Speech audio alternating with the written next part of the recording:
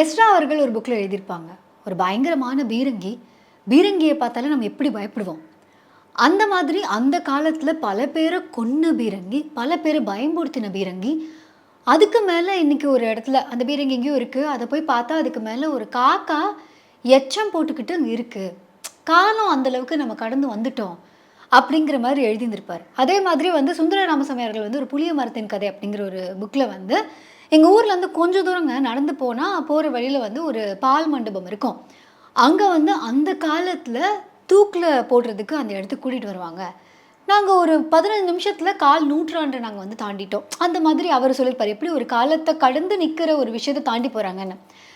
Probably இந்த புக்கில் இருக்கிற 2 பேர், நுரி அஃப்ரா அப்படிங்கிற ஒரு ஹஸ்பண்ட் அண்ட் ஒய்ஃப், இவங்க 2 பேரும் ஒரு வேளை நம்ம ஊருக்கு வந்தாங்கன்னா ஒரு விஷயத்தை பார்த்து வியந்து போவாங்க. இந்த ஊர்களில் பில்டிங்லாம் அப்படியே நிற்கிது. பில்டிங்னா அதை பாம்பு போட்டு உடச்சிட மாட்டாங்க, குடும்பத்தெல்லாம் பிரிச்சிட மாட்டாங்க. குடும்பத்துக்குள்ளே ஹஸ்பண்ட் ஒய்ஃப்க்கு சண்டையா? ஹஸ்பண்டுக்கு ஒய்ஃபும் ஒய்ஃபுக்கும் ஹஸ்பண்ட் இருக்கிறதே ஒரு பெரிய வரன் இல்லை. என் குழந்தைய பாம்பு போட்டு அழிச்சிட்டாங்களே, இப்படியும் ஒரு உலகம் இருக்கா அப்படின்னு அவங்க பார்த்து வியக்கிற அளவுக்கு சிரியாவில் போர் நடக்கக்கூடிய காலகட்டத்தில் இவங்க இருக்காங்க.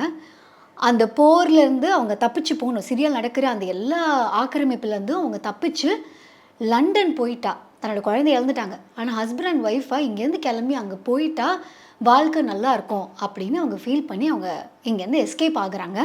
அப்படி போகிற வழில டர்க்கி, கிரீஸு இதெல்லாம் தாண்டி தான் அங்கே போகணும். நிறைய இடத்துல இவங்க அந்த ஊருக்குன்னு ரெஃப்யூஜிஸாக தான் இருக்காங்க.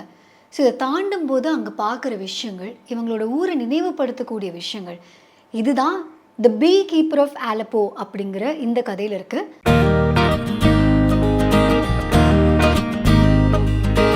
முக்கியமாக இவங்க என்ன தொழில் செய்கிறாங்க அப்படிங்கிறது இந்த கதையில் பயங்கரமாக இருக்கும். அதாவது கதை மூலமாக ஒரு பீ கீப்பர்னு என்ன பண்ணுவாங்க அப்படிங்கிற மாதிரிலாம் இல்லாமல், ஒரு பீ கீப்பருக்கு இப்படி ஒரு நிலைமை வருது. இவர் அந்த இடத்துக்கு போகும்போது இவங்க இந்த இடத்துல அவ்வளோ தேனீ கூட்டத்தை வளர்த்துருப்பாங்க ஊரில். அதுதான் பிஸ்னஸே, தேனீ கூட்டம். இவரும் அவரோட ஃப்ரெண்டும் சேர்ந்து ஒரு தேனீ கூட்டம் வச்சுருப்பாங்க.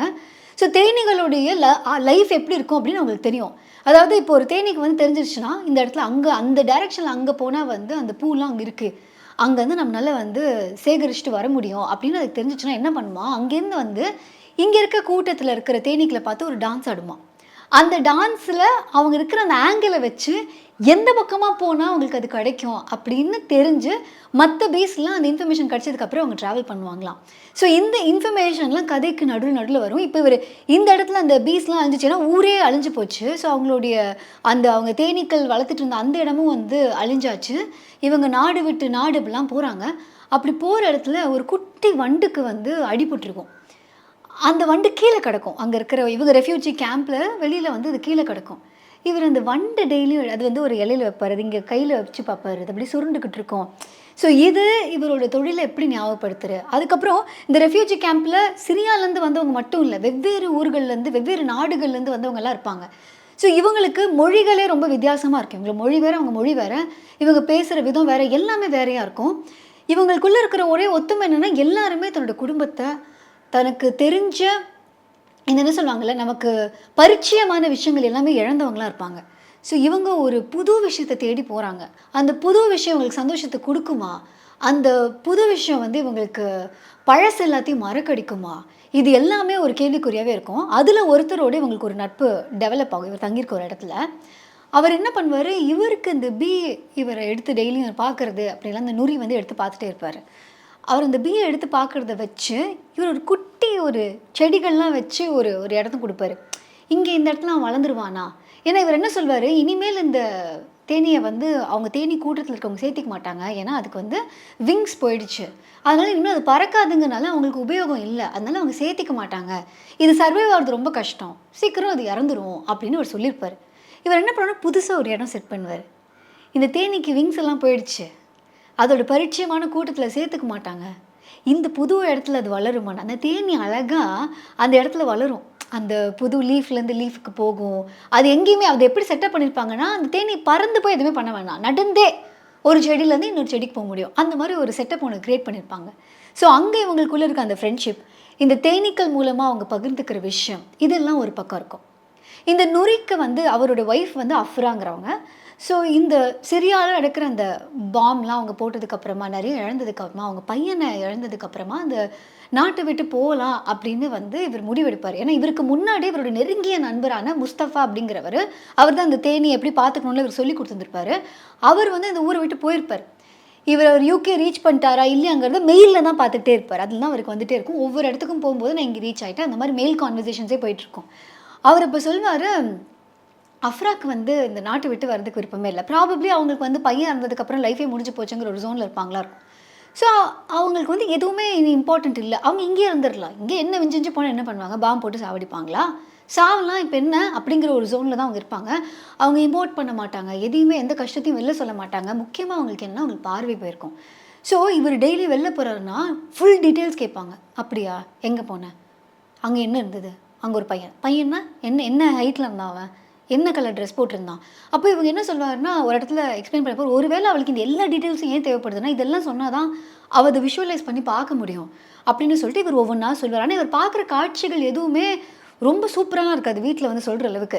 ஸோ இவருக்கு ஒரு ஒரு கோவமும் இருக்கும் பொண்டாட்டி மேல. எனக்கு இவள பார்க்கவே கஷ்டமா இருக்கு. இவ என்ன பார்க்குறா, ஆனா அவ பார்வையில அவ பார்க்கல. அவளுக்கு நான் தெரிய மாட்டேங்கிறேன். எனக்கு அவ தெரியிறா. ஆனா எனக்கு தெரிஞ்ச மனைவி என் கண்ணு முன்னாடி இல்ல. அப்படின்னு அவர் ஒரு மனைவியும் மிஸ் பண்ணிட்டு இருப்பாரு. இவரு ஒரு பாயிண்ட்ல என்ன ஆயிடுவாருன்னா, இவர் பையன மிஸ் பண்றாருங்கிறது இவருக்கு தெரியாது. இப்ப மிஸ் பண்றாருன்னு அவருக்கு ஒரு ஒரு பாயிண்ட்ல தெரிய வரும். ஆனா என்னன்னா, கற்பனையில ஒரு பையன உருவாக்கியிருப்பாரு வேற. அந்த பையன் வேற அடிக்கடி வருவான். அவன் எங்கேயாவது கூப்பிடுவான். அந்த பையன தேடி தேடி போவாரு. இது அவங்க மனைவிக்கு தெரியும். ஸோ இந்த மாதிரி ஒரு ஹஸ்பண்ட் அண்ட் ஒய்ஃப் ஒரு ட்ராமேட்டிக்கான ஒரு ஒரு ஒரு இன்சிடென்ட்க்கு அப்புறம் எப்படி அவங்க பிஹேவ் பண்றாங்க. இதுல அவங்க ஒவ்வொரு இடத்துக்கு போகும்போது அங்க இன்னும் நெறைய ஏன்னா இவங்க எல்லாருமே ட்ராமா கோ த்ரூ பண்ணாங்க. ரெஃப்யூஜி கேம்ப்ல இருக்கவங்க. ஸோ அவங்க எல்லாருமே விதவிதமா நடந்துப்பாங்க. இவருக்கு வந்து ஒரு சில ஆப்பர்ச்சுனிட்டி கிடைக்கும். இவர் வயசுல இருக்க ஒரு பையன வந்து டார்கெட்டா 2 பேர் பேசிட்டு இருப்பாங்க. என்ன ஆகும்னா, சிரியாலயே இவர் இந்த ஊர விட்டு போறதுக்கு முன்னாடி, அவங்க ஒய்ஃப் கிட்ட டெய்லி நடக்க சொல்லுவாங்கல்ல, அப்போ வந்து ஒரு நாள் வந்து அழுவாரு. அப்போ வந்து அவங்க கேட்பாங்க, "என்னாச்சு? ஏது?" அப்படின்னு கேட்டா, அப்ப இவர் சொல்லுவாரு, "இந்த மாதிரி நான் 2 பேர் பேசிட்டு இருக்கிறத கேட்டேன்.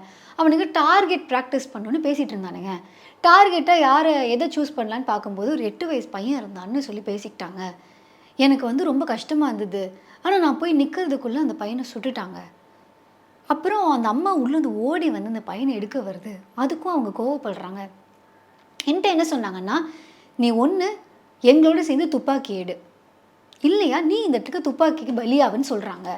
அப்படின்னு அவர் சொல்லும்போது தான் அவர் ரியலைஸ் பண்றாரு, முதல் முறையா தன்னோட உயிருக்கு ஆபத்துங்கும்போது தான் அவங்க ஒய்ஃப் ரியாக்ட்டே பண்றாங்க. இப்போ என்ன ஆகும்னா, அவர் சொல்லுவாரு, "உனக்கு புரியுதா? நம்ம இந்த ஊர விட்டு போய் தான் ஆகணும்." இப்ப நம்ம ஊர் எப்படி இருக்குன்னா, நம்ம புடிச்சவங்க இறந்து போயிட்டாங்கன்னா, அவங்களோட பாடி இருக்குல்ல, அந்த பாடி தான் இப்ப நம்ம ஊரு. உனக்கு இது எவ்ளோ புடிச்சிருந்தாலும், இதுல இனிமேல் உயிர் கிடையாது.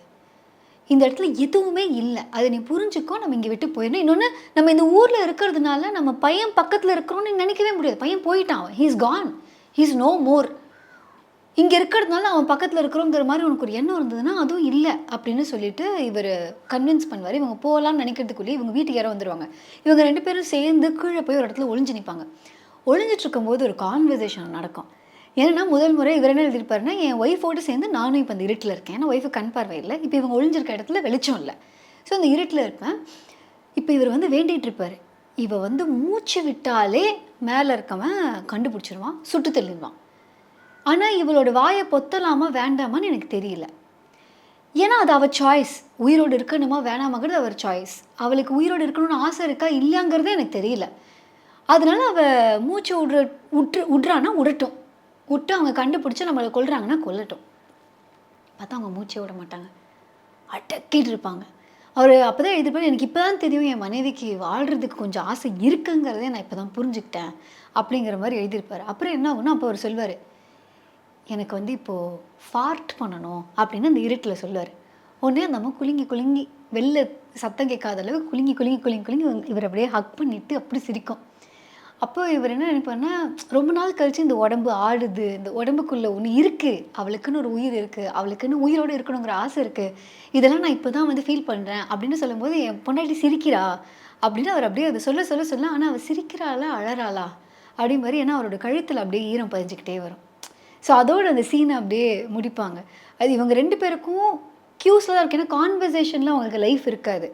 ஸோ இப்போ வந்து இவரு அவங்க ஒய்ஃப பத்தி தெரிஞ்சுக்கிறதுக்கு எஃபோர்ட் போடுறதுங்கிற மாரி ஆரம்பிச்சு, இவர் வந்து அந்த யுகேக்கு போய் சேர்றாரா? இல்லையா? நான் சொன்ன இந்த விஷயம் எல்லாமே வந்து ரொம்ப குட்டி குட்டி குட்டி குட்டியாக இத்தனும் நடக்கிறது தான். நான் வந்து ஒரு ஸ்பாயிலரை கூட வந்து ரிவீல் பண்ணல. ஏன்னா இது ஒரு பெரிய ட்ராவலாக இருக்கும். எனக்கு சம்டைம்ஸ் வந்து ஐயோ! எவ்வளோ நேரம்டா போவீங்க அப்படின்னு ஒரு பக்கம் தோணும்போது தான் தோணும். ஆமால்ல, இப்போ எவ்வளோ நேரம் அவங்க போக வேண்டியதா இருக்கும் அப்படின்னு. இதில் ஒரு இடத்துல வந்து என்ன ஆகும்னா, ஒரு சின்ன பொண்ணு இருக்கும். ஒரு ஒரு ஒரு ஆத்த இவங்க கடக்கணும். இந்த டர்க்கி அந்த ரூட்லாம் போட்டிருப்பாங்க. எந்த ரிவர் அவங்க கடக்கணும் அந்த மாதிரிலாம். ஸோ அந்த ரிவரை கடக்கும்போது ஒரு பொண்ணை வந்து அவங்க அப்பா அனுப்பி வைப்பார். கிளம்புமா கிளம்புமான்னு சொல்லிட்டு அவர் சொல்லுவார், நான் வந்துடுவேன் அப்படி இப்படின்னு சொல்லி இது பண்ணுவார். அந்த பொண்ணு படகேறி கொஞ்ச தூரம் பொண்ணு இவர் தேம்பி தேம்பி அழும்போது இவர் அப்படியே கிராஸ் பண்ணுவார். நல்லா தெரியும் இனிமேல் இவங்க லைஃப்லேயே மீட் பண்ணிக்க போகிறதில்ல. அவங்க வந்து பொண்ணோட லைஃப்பை செக்யூர் பண்ணிட்டு இந்த ஆள் வேலை. ஏன்னா அவரை தான் காசு இருக்குது. இருக்கிற காசில் ஒருத்தங்களை காப்பாற்றலாம் குடும்பத்தையே காப்பாற்ற முடியாது. பொண்ணு அந்த ரெஃப்யூஜி இதில் போட்டில் அனுப்பி விட்டுட்டு இவர் இங்கே அழறதை பார்க்கும்போது இவருக்கு அந்த இது இருக்கும். அதாவது இது எப்படி இருக்கும்னா, ஒன்று இவர்கிட்ட காசு இருக்குது, ஒய்ஃப் இருக்காங்க, ஆனால் குழந்தை இல்லை, இந்த நெருங்கிய நண்பர் யூகேக்கு போயிட்டாருங்கிற மாதிரி இன்ஃபர்மேஷன் இருக்குது. இவர் போவாரா இல்லையான்னு ஒன்று இருக்கும். இதில் அம்மா அப்பாவை இழந்த ஒரு குழந்தை இருக்கும். இல்லை அதே மாதிரி இந்த மாதிரி என்கிட்ட காசு இல்லை, குடும்பம் இருக்குது, ஆனால் இவங்களை காப்பாற்றுறதுக்கு நான் பிரிஞ்சு தான் இருக்கணுங்கிற ஒரு நிலைமை இருக்கும். ஸோ இந்த ரெஃப்யூஜிஸோட லைஃப்பை இதில் வந்து எக்ஸ்ப்ளோர் பண்ணியிருப்பாங்க. அதில் அடிக்கடி அதான் இதில் ஒரு கேள்வியாக கூட நடுவில் கேட்டிருப்பாங்க. என்னென்னா, இப்போ நீங்கள் வந்து ஒருத்தவங்களுக்கு சொந்தம், லெட்ஸே நீங்கள் வந்து இன்னாரோட மகள், இன்னாரோட மகன் அப்படின்னு, அந்த இன்னார் இல்லாமல் போயிட்டா நீங்கள் யாருங்க அப்படிங்கிற மாதிரி ஒரு கேள்வி ஒன்று வச்சுருப்பாரு. ஸோ நீங்கள் யாரோ ஒருத்தவங்களுக்கு யூ பிலாங் டு சம்மன்னா, நீங்கள் யாருக்கு அந்த சொந்தமாக இருக்கீங்களோ அவங்க இறந்துட்டாங்கன்னா ஹூ ஆர் யூ அப்படிங்கிற அந்த கொஸ்டின். ஸோ இப்படி நுரி அண்ட் அஃப்ரா இவங்க வந்து இதெல்லாம் தாண்டி பிரிட்டனுக்கு போகிறாங்களா? அப்படி போகிற வழியில் இவங்க என்ன பார்க்குறாங்க? க்ரீஸில் ரொம்ப நாள் இருப்பாங்க. சம்வேர் நம்ம க்ரீஸ்க்கே போன ஒரு ஃபீல் இருக்கும். டர்க்கியில் ரொம்ப நாள் இருப்பாங்க. ஸோ அந்த டர்க்கிக்கு போன ஒரு ஃபீல் இருக்கும். ஸோ இதெல்லாம் தாண்டி அந்த பார்டரெல்லாம் க்ராஸ் பண்ணி அவங்க வந்து யூகேக்கு போகிறாங்களா? அவங்க ஃப்ரெண்டை பார்க்க. அவங்க ஃப்ரெண்டு வர ஒரு எழுதியிருப்பாரு, இங்கே இருக்க தேனி வித்தியாசமாக இருக்குடா, இந்த தேனி நம்ம தேனி மாதிரி இல்லைடா, இவன் வேறு மாதிரிலாம் பண்ணுறான்டா அப்படின்னு அவரோட இன்ஃபர்மேஷன் கொடுப்பாரு. இவர் இங்கே உட்காந்து சொல்லுவார், இங்கே மற்றவங்களுக்கு சொல்லி கொடுத்துட்ருப்பாரு, இந்த மாதிரி தேனி மழை பெய்யுதா, ஐயோ வெளில போக மாட்டாங்க, தேனீக்கள் வெளில வராது மழை பெய்யும் போது. அந்த மாதிரி ஒரு தேனியோட பிஹேவியரும் அந்த கதையில் அப்படியே அங்கங்கே இருக்கும். ஸோ ஒரு பீ கீப்பருடைய அதாவது தேனீக்களை பற்றி தெரிஞ்சுக்கிறதுக்கும், இல்லை நம்ம இந்த போர் நடந்த ஒரு இடத்துல நடக்கக்கூடிய தருணத்தில், ஏன்னா சிரியாவில் இப்போ வரைக்குமே there is no safety, there is no safe zone அப்படிங்கிற மாதிரி ஒரு ஃபீல் இருக்குது. ஸோ அந்த நாட்டுக்காரங்க தனக்கு நம்ம நாடு, நமக்குன்னு ஒரு நேஷ்னல் ஆந்தம், நமக்குன்னு ஒரு இது எல்லாத்தையும் விட்டுட்டு போகிறதுங்கிறது எந்த மாதிரியான ஒரு ஒரு ஒரு பெயின்ஃபுல்லான ஒரு அனுபவமாக இருக்கும். இதெல்லாம் தாண்டி இதெல்லாம் பெயின்லாம் இருக்க தாங்க செய்யுது.